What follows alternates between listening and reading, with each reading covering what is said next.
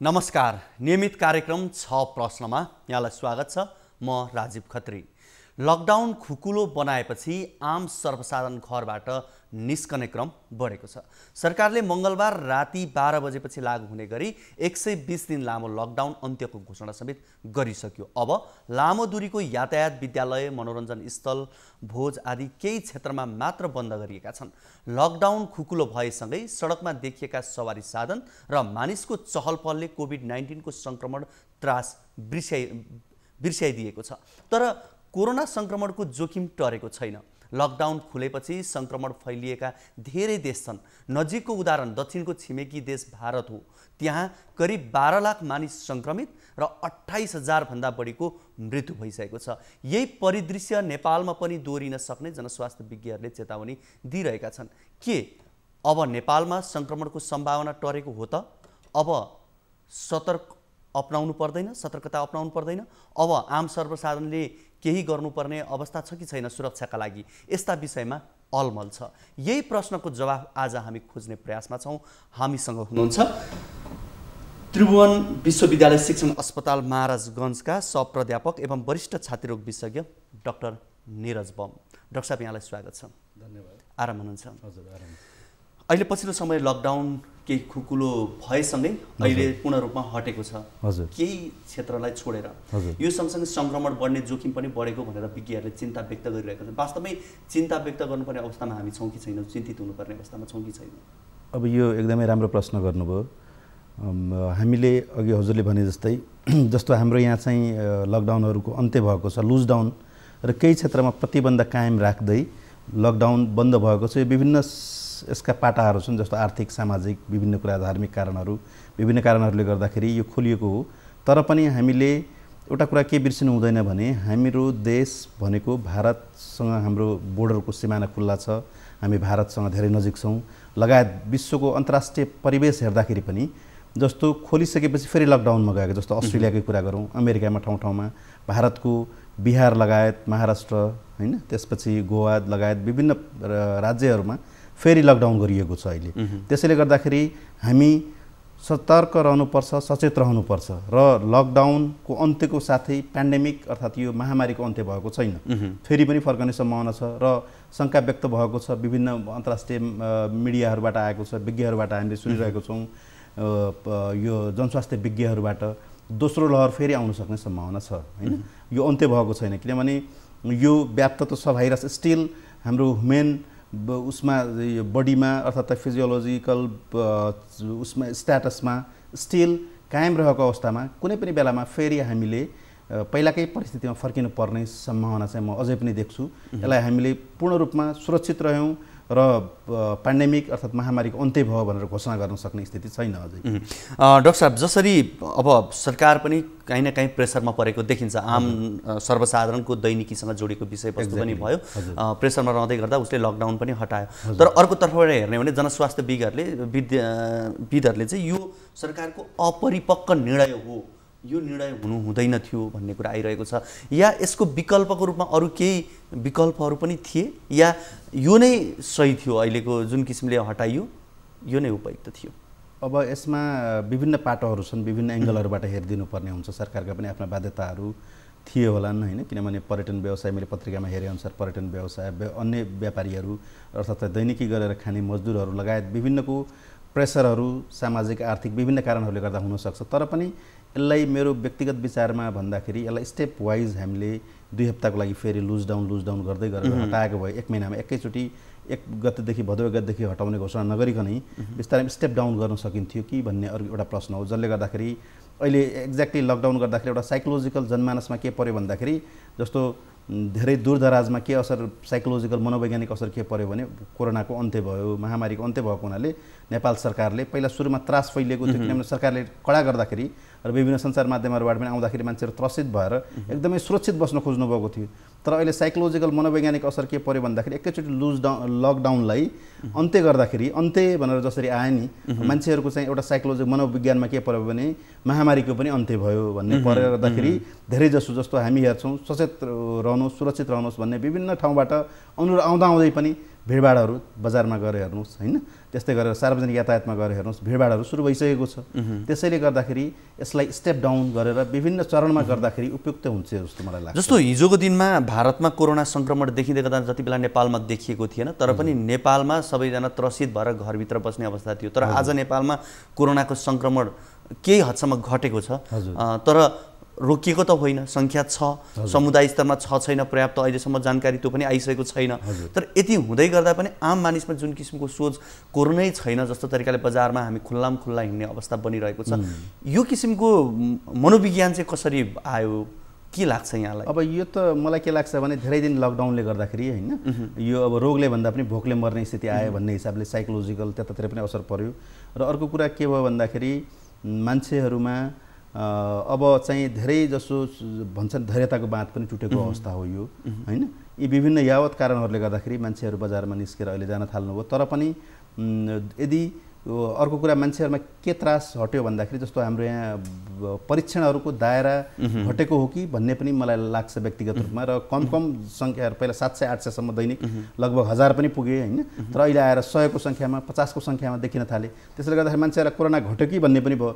र अर्को कुरा मृत्युको दर सौभाग्यवश मृत्यु दर जस्तो इटालीमा सुरुमा ह्याबोक चाइनामा होइन, इटालीमा स्पेनमा जुन सुरुमा भयो नि, त्यस्तै गरेर युरोपका विभिन्न देशहरूमा जस्तो मृत्यु सङ्ख्या अत्याधिक बढ्यो त्यहाँ। तर नेपालमा मृत्यु सङ्ख्या पनि यो विभिन्न कारणहरू छन् यसमा पनि होइन, किनभने यसमा जनचेतनाको स्तर, सरकारबाट गरेको लकडाउनको असर अर्थात् चाहिँ धेरै कारणहरूले गर्दाखेरि नेपालमा चाहिँ समुदाय स्तरमा अहिले अझै पनि फैलि नसकेको कारणले गर्दा मृत्युको दर एकदमै कम भएको कारणले गर्दाखेरि हामी जनमानसमा मनोवैज्ञानिक असर के पर्यो भने कोरोना लागे पनि मृत्यु हुँदैन, लक्षण पनि देखिँदैन भनेपछि यहाँ अलि कमजोर खालको भाइरस पो आइपुगेको हो कि होइन, सिधै नआएर भन्ने कुराहरू पनि विभिन्न कारणहरूले गर्दाखेरि मानिसहरूमा डर हट्दै गएको मलाई जस्तो लाग्छ। डाक्टर साहब, अब यहाँले म यो विषयमा केही समय पछाडि फेरि म प्रवेश गर्छु, तर यो लकडाउनको अवधि बढ्दै जाँदा जुन किसिमको समस्याहरू जे झेल्नु पर्यो त्यो आफ्नो ठाउँमा छन्। त्यस पछाडि अहिले नेपालमा समुदाय स्तरमा एक प्रकारले कोरोना सङ्क्रमण फैलिएको छ, विज्ञहरूले भनिरहेका छन् कि त्यसको प्रभावकारी तरिकाले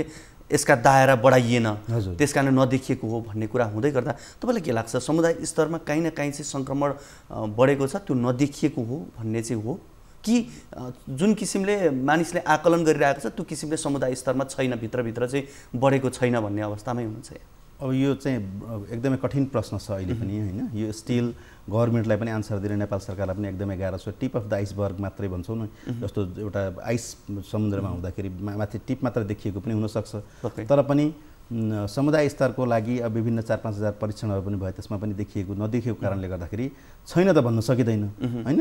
र अहिले नभए पनि भोलिको दिनमा अर्थात् 1 हप्ता 2 हप्तापछि समुदाय स्तरमा कुनै पनि बेलामा देखिन सक्छ, जान सक्छ। तर पनि सचेत रहनुपर्छ, सतर्क रहनुपर्छ। र छैन भन्ने स्थिति पनि छैन, किनभने हामीले परीक्षणको दायराहरू अब विभिन्न DNA टेस्टबाट पनि गर्ने कुराहरू भइराखेको छ। परीक्षणको दायरा बढाइसकेपछि 4-5 हजार मात्र होइन, यसमा त हजारौँ अर्थात् काठमाडौँको त लगभग 40-50 लाख जनसङ्ख्या मात्र, लाखौँभन्दा पनि बढी गरेर मात्रै हामी भन्न सक्छौँ यो चाहिँ समुदाय स्तरमा फैलिएको छैन भनेर।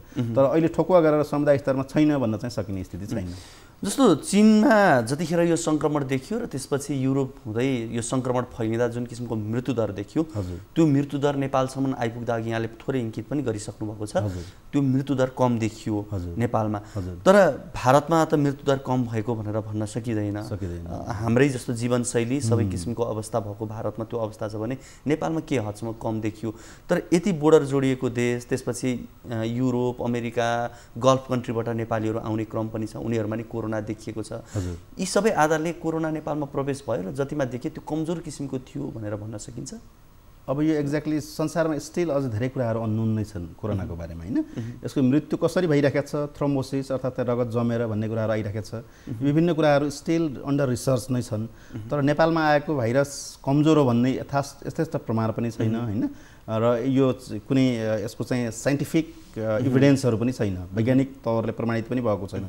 तर चाहिँ मेरो व्यक्तिगत विचारमा के छ भन्दाखेरि नेपालमा अहिलेसम्म के भयो भन्दाखेरि समुदाय स्तरमा गाउँ गाउँमा प्रवेश नगरिसकेको अवस्था र ट्राभलरहरू मात्रै जो फर्केर आउनु विदेशबाट, ट्राभल गर्ने मान्छे त यङ एजका थिए होइन, जोसँग रोग प्रतिरोधक शक्ति भएकै व्यक्तिहरूमा थियो। त्यो कारणले गर्दाखेरि र हामीले फोकस कहाँ गऱ्यौँ त भन्दाखेरि बाहिरबाट आउनेहरू मात्रै, क्वारेन्टाइनमा बस्नेहरूलाई मात्रै परीक्षण गरिएकोले र उनीहरूको भएको मृत्युलाई मात्रै हामीले मृत्यु पछि या मृत्यु अघि जाँच गर्ने हुनाले त्यसैले यथेष्ट प्रमाणहरू अहिलेसम्म आइ नसकेको जस्तो मलाई लाग्छ।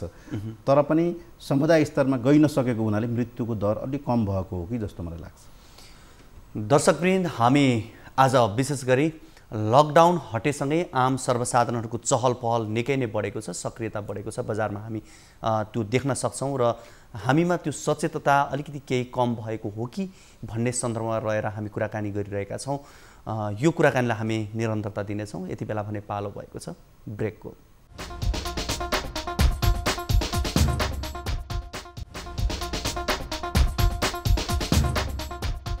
दर्शकवृन्द, यहाँहरूलाई पुनः स्वागत छ। आज हामी विशेष गरी लकडाउन खुलेसँगै बजारमा जुन किसिमको चहल पहल देखिएको छ, सर्वसाधारणहरू कोरोना छैन कि भन्ने यस्तै तरिकाले आम मानिसहरू बाहिर निस्किरहँदा अहिले कति जोखिम मुक्त अवस्था हो भन्ने सन्दर्भमा रहेर हामी कुराकानी गरिरहेका छौँ। हामीसँग हुनुहुन्छ वरिष्ठ छाती रोग विशेषज्ञ एवं त्रिवी शिक्षण अस्पतालका सहप्राध्यापक डाक्टर नीरज बम। डाक्टर साहब, अब कोरोना भाइरसको यो फैलावट कति तीव्र र घातक हुन्छ, यो मैले यहाँसँग एउटा जिज्ञासा र विशेष गरी हामी कहाँ यो भाइरसको विशेषता कस्तो किसिमको देखिएको हो, विज्ञहरूको अहिलेसम्मको अनुसन्धानले के देखाउँछ? अब यो कोरोना भाइरस त जस्तो विदेशबाट पनि देखिएको छ, एकजनाले 5000सम्मलाई सार दिएको होइन। त्यसैले गर्दाखेरि यसको चाहिँ दुर्भाग्य अर्थात् यसले संसारमा पेन्डेमिक, यसले संसार नै अहिले एकदमै कमजोर स्थितिमा पार्दैन, मेडिकल साइन्सलाई नै च्यालेन्ज दिएको विषय हो यो होइन। किनभने एकदमै तीव्र रूपमा फैलिन्छ यो होइन। जस्तो अब विभिन्न कुराहरू आएका छन् अहिले, तर त्यसमा पनि स्ट्याटस WHO को विभिन्न ठाउँमा चेन्ज हुन्छ। जस्तो अहिले रिसेन्टली कि एसिम्प्टोमेटिक पेसेन्ट जसको लक्षण हुँदैन त्यसबाट सर्दैन, तर कारण के छ भने त्यसमा पनि वैज्ञानिक आधार के छ भने जसमा लक्षण छैन उसले खोक्दैन होइन, उसले रुगा लाग्दैन उसलाई, अनि त्यो कारणले गर्दा ड्रपलेटहरू उसले फाल्दैन र त्यो कारणले गर्दाखेरि नसर्ने हो होइन। र एसिम्प्टोमेटिक पेसेन्टको भाइरस जो बडीमा हुन्छ त्यो चाहिँ एकदमै कमजोर भएर भन्ने चाहिँ होइन, किनभने उसले जुन फिजिकल ट्रान्समिसन गर्छ नि त्यो चाहिँ लक्षण छैन भने त कुनै न खोक्ने न रुगा लाग्ने होइन, न हाछ्यौँ गर्नेहरू हुन्छन्, त्यसले गर्दा ड्रपलेट ट्रान्समिसन नहुने हो। र अर्को प्रश्न हजुरले गर्नुभएको कतिको घातक, जस्तो अब यो चाहिँ होइन, अब एसिम्प्टोमेटिक क्यारियरहरूमा नसरे पनि यो चाहिँ यसले चाहिँ जस्तो विशेष गरेर रोग प्रतिरोधक शक्ति कम भएका व्यक्तिहरूमा चाहिँ यसले चाहिँ निकै असर गरेको प्रमाणित भइसकेको छ होइन। यसलाई नेपालको सन्दर्भमा हेर्ने हो भने अब हजुर नेपालको सन्दर्भमा त अहिले समुदाय स्तरमा गइ नसकेको हुनाले र मृत्यु भएका केसहरूमा पनि हामीले हेर्दाखेरि कोमर्बिड कन्डिसन जस्तो डायबिटिज भएको होइन, हिजो भर्खरै मृत्यु भयो जसको चाहिँ हार्ट एट्याक भएको थियो होइन, चाइनिज नागरिक जसको चाहिँ मुटुको समस्या भएर उहाँको मृत्यु भएको हो। त्यस्तै कारण रोग प्रतिरोधक शक्ति कमजोर भएकाहरू जस्तो भेन्टिलेटरमा गएकाहरू, दम लागेकाहरू मृत्यु भएको छ होइन। पहिले जो ग्रसित हुनुहुन्थ्यो त्यस्तो बिरामीहरूलाई यसले बढी असर गरिराखेको देखिएको छ। अब यो लक्षणविहीन व्यक्ति जसबाट सर्ने सम्भावना कम हुन्छ, त्यसका कारण यहाँले तथ्य त यहाँले राखिसक्नुभयो र यो नेपालमा चाहिँ लक्षणविहीन बढी देखियो भनेर जुन किसिमको प्रचारबाजी भइरहेको छ, यसलाई हेर्ने भने बाहिर विदेशतिरको तुलना गऱ्यो भने बाहिरतिर पनि छ यो किसिमको? बाहिरतिर पनि छ, किनभने अमेरिकामा हजुरको चाहिँ हाम्रो करिब 40 लाख पुग्न लागिसक्यो होइन, तर त्यहाँ अस्पताल भर्ना भएका त निकै कम हुनुहुन्छ नि त।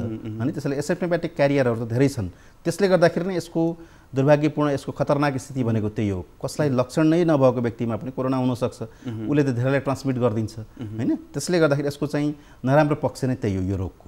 त्यसैले गर्दा अहिले संसारमा नै अहिले विध्वंस मचाइराखेको त्यो कारण हो।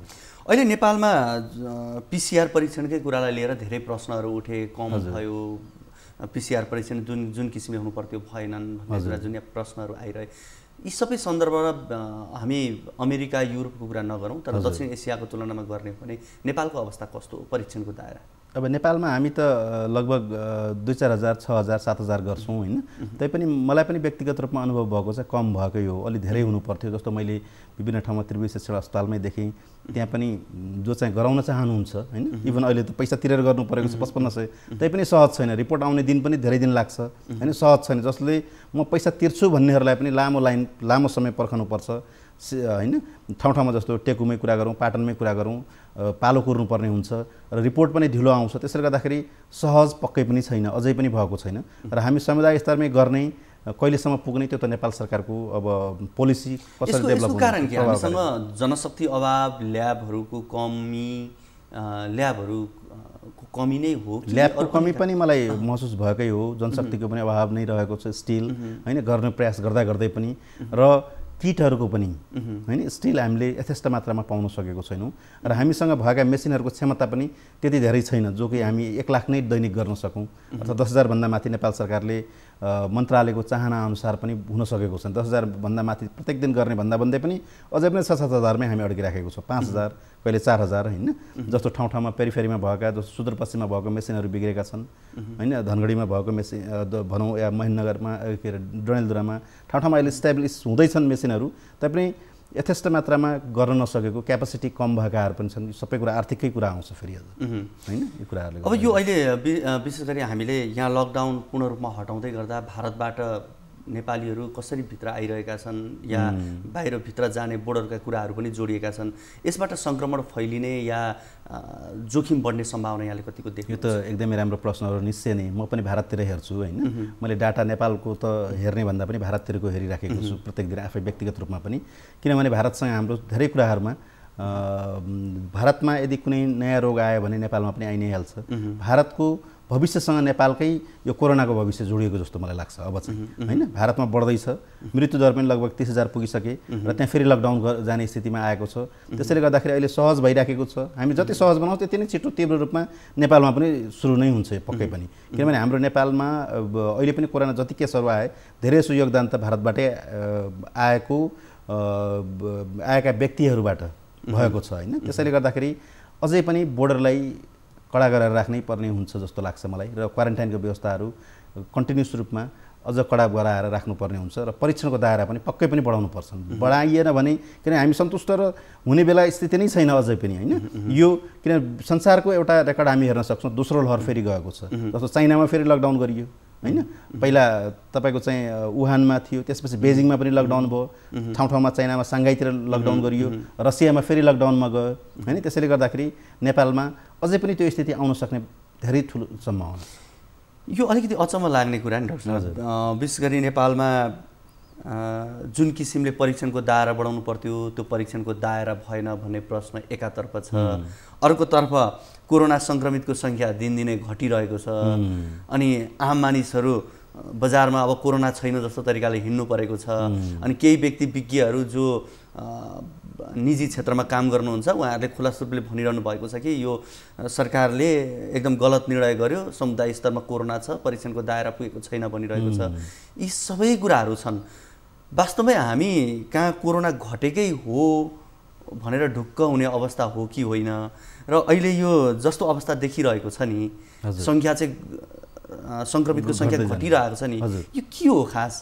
अब यसमा त पक्कै पनि जस्तो केही विज्ञहरूले हैन भनिराख्नु भएको छ त्यसलाई पनि मध्यनजर गर्नै पर्छ हामीले र कोरोना घट्दै गएको भन्ने कुराहरू सरकारी स्तरमा परीक्षणको दायरा नबढाएर पनि हुनसक्छ हैन र साँच्चै घटेको पनि हुनसक्छ। स्टिल यो गर्भमै रहेका प्रश्नहरू हुन् तर पनि सरकारले लकडाउन खोलियो सरकारबाट हैन त्यसलाई पनि विभिन्न विज्ञहरू मैले यहाँसँग यो जस्तो सरकारले काम गरेन भनेर मास मिडियामा विशेष गरी आइरहे नि यी कुराहरू यो आउँदै गर्दा फेरि कोरोनाको सङ्क्रमण घट्दै गर्दा मेरो यहाँसँग जिज्ञासा चाहिँ हामीले नबुझेको चाहिँ तर टेक्निकल रूपमा यहाँहरूले बुझेको कुरा चाहिँ सरकारले गरेका कामहरू जुन किसिमले प्रयासहरू गरेका थिए ती चाहिँ सही थिए कि भन्ने कुरा हो कि? सरकारले गरेका प्रयासहरू त सही नै हुन् जस्तो लाग्छ मलाई तर पनि सुस्तता छ हैन त्यहाँ कमी कमजोरीहरू त पक्कै नै रहे किनभने ठुलो रूपमा यसमा स्टेपहरू लिनु परेको थियो ठुलो कामहरू गर्नु परेको थियो तर पनि सरकारले दुवै पक्षको कुराहरू चाहिँ सुन्नुपर्ने हुन्छ। यतातिर लकडाउनलाई लुज डाउन गर्नु भन्ने पक्षहरूको पनि र जनस्वास्थ्य विज्ञहरूको पनि र पत्रपत्रिकामा पढेअनुसार मैले जनस्वास्थ्य विज्ञहरूको पनि कुराहरू सुनिएको छैन। त्यसैले गर्दाखेरि सबभन्दा बेस्ट स्टेप डाउन गर्नुपर्ने हुन्थ्यो जस्तो लाग्छ मलाई र अर्को कुरा परीक्षणको दायरा पनि पक्कै बढाउनुपर्छ किनभने भोलिको दिनमा जनस्वास्थ्य विज्ञहरूले भनेको कुरा सही पनि निस्कन सक्छ हैन समुदाय स्तरमा गइसकेको पनि हुनसक्छ हैन तर पनि सौभाग्यवश मृत्युको दर बढेको छैन। त्यसैले गर्दाखेरि पनि त्यो सम्भावना हुँदाहुँदै पनि हामीले समुदाय स्तरमा गइसक्यो भन्न सक्ने स्थिति छैन तर सम्भावना व्यापक छ। अब अहिलेसम्म चलचित्र घरहरू त्यसै गरी विद्यालयहरू खुलेका छैनन् पार्टीहरू खुलेका छैनन् अब भदौबाट खोल्ने कुरा पनि भइरहेको छ सार्वजनिक यातायात सुरु भइसकेको छ कतिको यहाँले जोखिम देख्नुहुन्छ यो सम्पूर्ण अवस्थालाई? यो जोखिम त पक्कै पनि हुनसक्छ सार्वजनिक यातायातमा मैले बिहान पढ्दै थिएँ भोलि विद्यालयहरू खुल्ने सम्भावना कतिको देख्नुहुन्छ अहिलेकै अवस्थामा? अहिलेकै अवस्थामा विद्यालयहरू त्यसको लागि त धेरै टाढाको प्रश्न हो यो, किन विद्यालयहरूको त अहिले सबभन्दा जोखिममा छन् बालबच्चाहरू फेरि, किनभने बच्चाहरूलाई हुँदैन भनेर विभिन्न ठाउँको इभिडेन्सहरू देखाए तापनि बच्चाहरूकै मृत्यु भएको छ नेपालकै कन्टेक्स्टमा पनि। त्यसैले गर्दाखेरि विद्यालयहरूको टाढा छ र अघि भनिए जस्तै सिनेमा हलहरू होइन, पार्टी भोज भतेरहरू, पार्टी प्यालेसहरूका कुराहरू पनि टाढाको प्रश्न हो। तर पनि भदौ 1 गतेदेखि लुज डाउन गर्ने कुरामा चाहिँ यदि सार्वजनिक यातायातहरू लामो दूरीका खोलिन्छन् भने पनि स्ट्रिक्ट मोनिटरिङ चाहिँ हुनुपर्छ। सोसियल डिस्टेन्सिङका कुराहरू, चढ्ने ओर्लनेका कुराहरू, सहचालक र चालकका कुराहरू होइन, ती सम्पूर्ण कुराहरूलाई एकदमै यथेष्ट र स्ट्रिक्ट मोनिटरिङ चाहिँ गरेर केही प्रतिबन्धहरू कायम गरेर मात्रै खोल्न दिनुपर्ने हुन्छ। र मेरो व्यक्तिगत सोचाइ चाहिँ के छ भन्दाखेरि अथवा सुझाव पनि नेपाल सरकारलाई, यदि गाह्रो परिस्थिति आयो भने फेरि लकडाउनमा हामी जानुपर्ने स्थिति हुनसक्छ, अर्थात् त्यसको लागि नेपाल सरकारले पछि हट्नु हुँदैन। अब यो सँगसँगै आम सर्वसाधारणले जसरी हामी बजारमा जुन हिसाबले हिँडिरहेको छौँ, बाटोमा चिया खाएर साथीभाइ गफ गरेर 5-10 जना भए पनि बसेका छौँ, यो सम्पूर्ण अवस्था त अहिले देखिरहेको छ। आफूले अपनाउनु पर्ने सुरक्षाका विधिहरू चाहिँ के हुन सक्छन् अब यो बेलामा? अब पक्कै पनि त पहिलेदेखि नै बेसिक फन्डामेन्टल थिङ्सहरू छन् होइन, जो कुराहरू मिडियाबाट, पत्र पत्रिका र व्यक्तिगत रूपमा पनि आइसकेका छन् प्रचारहरूमा। त्यस्तै कुराहरू कम्तीमा सोसियल डिस्टेन्सिङ चाहिँ हामीले सधैँको लागि केही महिने या केही वर्षमा अप्टेन चाहिँ गर्नुपर्छ। त्यसलाई सोसियल डिस्टेन्सिङ कम्पल्सन होइन, 2 मिटरको कुरा आएको छ। त्यस्तै गरेर भिडभाडमा हामीले पक्कै पनि अभोइड गर्नुपर्छ। सार्वजनिक यातायातमै पनि भिडभाड भयो भने हामीले ओर्लेर अर्थात् चाहिँ रोकिएर अर्को बसमा चढाउला भनेर पनि वेट गर्नुपर्ने हुनसक्छ। त्यस्तै गरेर सरसफाइका कुराहरू आए, ह्यान्ड वासिङका कुराहरू होइन, मास्कका प्रयोगका कुराहरू आए, ती प्रयोगहरू चाहिँ हामीले कन्टिन्यू नै गर्नुपर्ने हुन्छ। जस्तो खानेकुराहरू एकदमै हरियो सागपात फलफुलहरूमा हाई प्रोटिन हाई भिटामिन्स डाइटहरू भएका फलफुलहरू खाने र कन्ज्युम गर्ने, र खानेकुराहरू पनि एकदम राम्रोसँग पकाएर, जस्तो भेज ननभेज मासुकै कुरा गरौँ होइन, राम्रोसँग पाकेको खानेकुराहरू खानुपर्छ। जो कुरा बेसिक फन्डामेन्टल थिङ्सहरू थियो नि सुरुबाट, तीहरू चाहिँ परिवर्तन हुँदैनन् कहिले पनि। सहजताका लागि लकडाउन हटेको हो, तर कोरोना हटेको चाहिँ होइन हो। लकडाउनको इन्ड भएको तर पेन्डेमिक चाहिँ इन्ड भएको छैन। यो कुरा चाहिँ हामी सधैँ सचेत रहनुपर्छ, सतर्क रहनुपर्छ। हस्, यहाँको यो महत्त्वपूर्ण समय र संवादको लागि यहाँलाई धेरै धेरै धन्यवाद। हस्, धन्यवाद। दर्शकवृन्द, आज हामीले लकडाउन हटेसँगै जुन किसिमको अवस्था देखिएको छ र कोरोनाको सन्तास र सङ्क्रमण भने अझै बढेको छ, केही हदसम्म सहजताका लागि सरकारले लकडाउन हटाएको छ दैनिकी सञ्चालनका लागि, र आम मानिसहरूलाई सहज होस् भन्नका लागि लकडाउन हटाइएको हो। तर कोरोनाको सन्तास सङ्क्रमणको सम्भावना उत्तिकै बढेको छ, यसतर्फ पनि हामी सचेत रहन जरुरी हुन्छ। आज हामीले यसै सन्दर्भमा रहेर कुराकानी गऱ्यौँ। आजको कार्यक्रमको निर्धारित समय सकिसकेको छ। हवस् त, नमस्ते।